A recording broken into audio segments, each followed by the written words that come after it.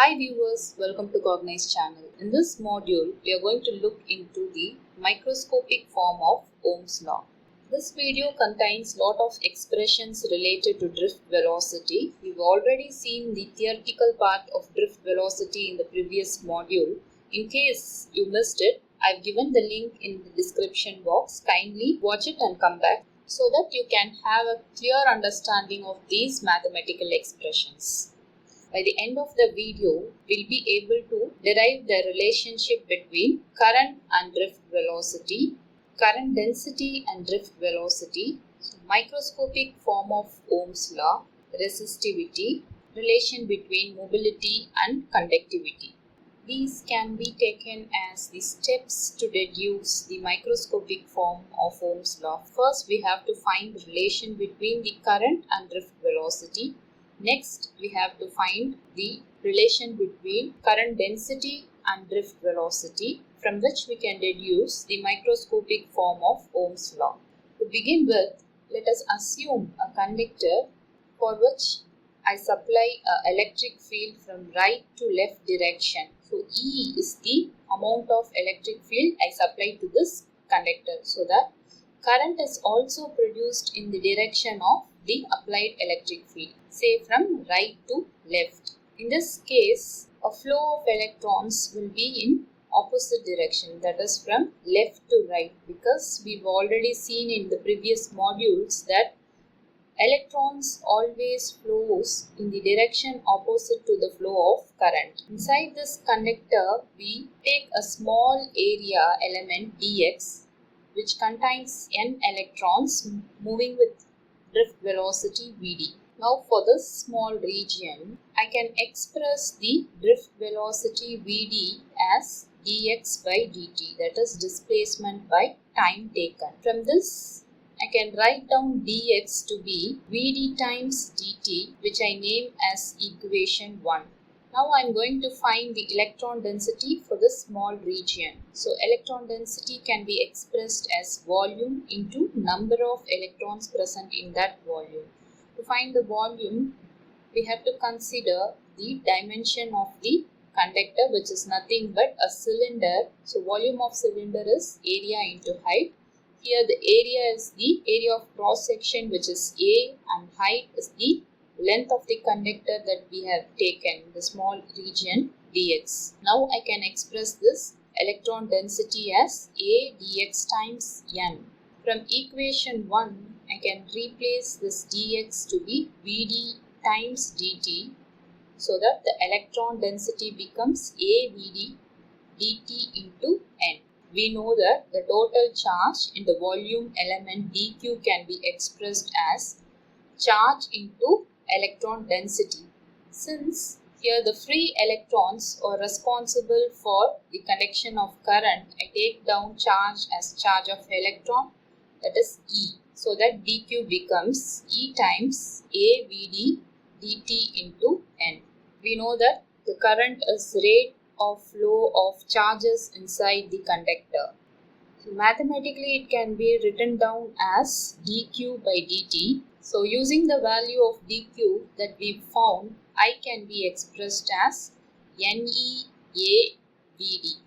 So this is an important relation between current and drift velocity, which can be used to find the relation between the current density and drift velocity, from which we can find the microscopic form of Ohm's law. We know that current density can be represented as current flowing per unit area inside a conductor. So if J represents the current density, mathematically I can write down J equal to I by A, so that J becomes NEVD. Substituting the value of I in this equation, I get J to be NE times Vd.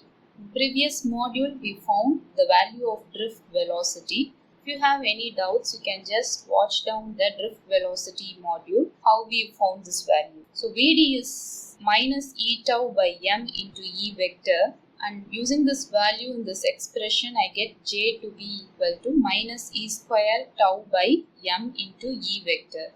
Here Ne square tau by m is a constant which I represent as sigma. So I write down this equation as J equal to minus sigma times E vector. The sigma is called as the conductivity of a material. This conductivity of a material is unique for each element, and this term tells us how freely an electron can move inside a conductor. The electric field is in this direction. The current will always be produced in the direction of the electric field, and the current density will be in the direction of the current. Hence, E and J will always be in same direction. So I can ignore this negative sign and I get J to be equal to sigma times E vector.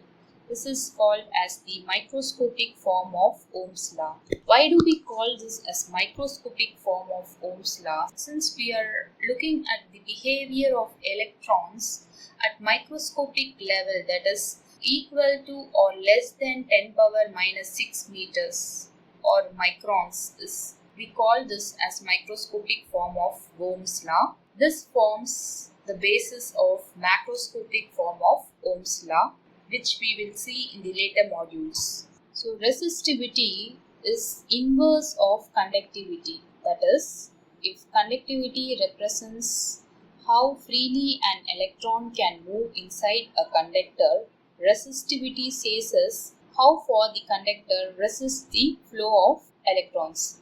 It is denoted by the letter rho, and sigma is 1 by rho. So that rho can be expressed as m by Ne square tau. Resistivity and conductivity are constant for each material, and this value helps us to classify a material into conductors or semiconductors or insulators. In the last module, we've seen a mobility to be minus E tau by m. Here, we found sigma to be Ne square tau by m. Replacing E tau by m using mu, we get sigma equal to Ne times mu, or mu equal to sigma by Ne. This is the relationship between mobility and conductivity. If conductivity tells us how freely an electron can move inside a material, mobility tells us how fast an electron can move inside the material in response to the applied electric field. Hope this video would have been informative and useful to you. If you have any questions, kindly post it in comment section. If you like this video, click like, share with your friends. Don't forget to subscribe this channel. Thank you so much for watching this video.